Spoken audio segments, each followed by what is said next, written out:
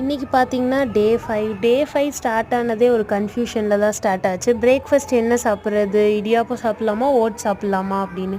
But ரெண்டுமே என்னோடய favourite தான். ஓட்ஸில் நீங்கள் கர்டும் கொஞ்சோண்டு உப்பு போட்டு சாப்பிட்டு பாருங்களேன், சூப்பராக இருக்கும். கம்பங்கூழ் சாப்பிட்ட மாதிரி இருக்கும். அதுக்கப்புறம் சாமிக்கு பூ வச்சுட்டு அதுக்கப்புறம் காலேஜ் போகிறதுக்கு ரொம்ப முக்கியம், ஐடி கார்டு ரொம்ப முக்கியம். அதை விட நோட்டு 2 பென் எடுத்து வச்சுட்டு தண்ணி தவிக்கும், அதனால வாட்டர் பாட்டிலாக எடுத்து வச்சுட்டு லஞ்ச் பாக்ஸ், அப்புறம் வாட்ச் கட்டிட்டு தண்ணி குடிச்சிட்டு அங்கேயும் இங்கேயும் சுற்றிட்டு இருந்தேன். ஏன்னா டைம் அதிகமாக இருந்துச்சு. அப்புறம் ஈவினிங் பார்த்தா ஒரு ரஷ்ஷான பஸ்ஸில் ஏறி கண்டக்டர் சீட்டில் ஸ்வைன்னு உட்காந்துட்டு வந்து பார்த்தா ரொம்ப பசிச்சிச்சு. சரி ப்ரெட் இருந்துச்சு, வீட் ப்ரெட்டை எடுத்து பேனை இங்கிட்டு அங்கிட்டு திருப்பிட்டு இருந்தேன். சூடாயிருச்சா இல்லையான்னு.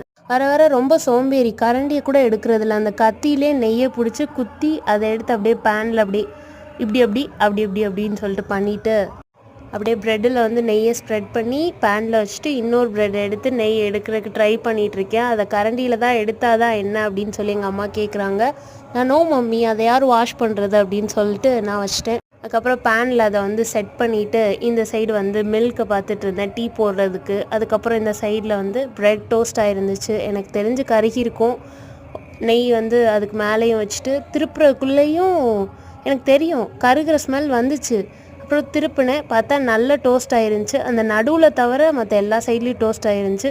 இப்படி திருப்புறேன், அப்படியே கீழே விழுந்துருச்சு. Okay, practice makes a man perfect அப்படின்னு சொல்லுவாங்கள்ல, அதனால் நம்ம தப்பு செஞ்சால் தான் வந்து திருத்திக்க முடியும். அப்புறம் டீயை பார்த்தா அந்த சைடு எங்கள் அம்மா அப்படியே பால் காய்ச்சுறாங்க. இன்றைக்கி தான் எங்கள் வீட்டோட கிரகப்பிரவேசம், பால் காய்ச்சுறாங்க, எல்லோரும் வந்துருங்க. அப்புறம் நான் ப்ரெட் டோஸ்ட் பண்ணேன். நான் பண்ணதே கருகின டோஸ்ட்டு, ஆனாலும் அதை நான் வந்து கேமராவில் தான் காட்டுவேன் அப்படின்னு சொல்லிட்டு இப்படி காட்டினேன். நானும் ப்ரெட் டோஸ்ட் பண்ணியிருக்கேன் அப்படின்னு சொல்லிட்டு.